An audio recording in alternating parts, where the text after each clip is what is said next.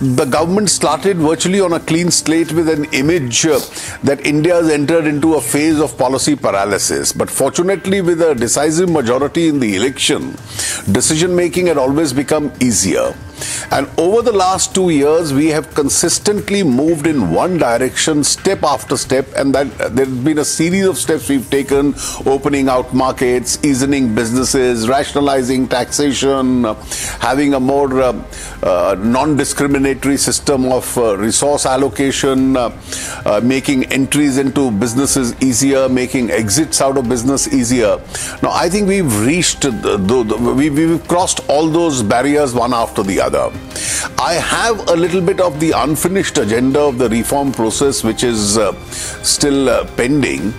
I think we still are in the phased manner bringing down the direct tax, that's the corporate tax, down from 30% to 25%, while phasing out the exemptions. This will be completed over the next few years because we don't want to take a revenue shock suddenly.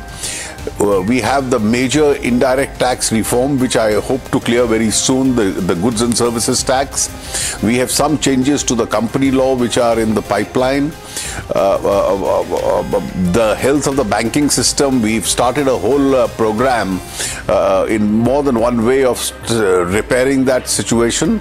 And I think once that is done, there are three big priorities, namely spending a lot on infrastructure and bridging as far as possible the infrastructure deficit that exists in India. Secondly, a lot of expenditure would be diverted towards the rural areas in the next few years, considering the kind of distress that exists in those areas. And thirdly, I think the government has taken several steps for creating a larger framework for social security. These are the initial steps we've taken, and I think we intend to move on that roadmap.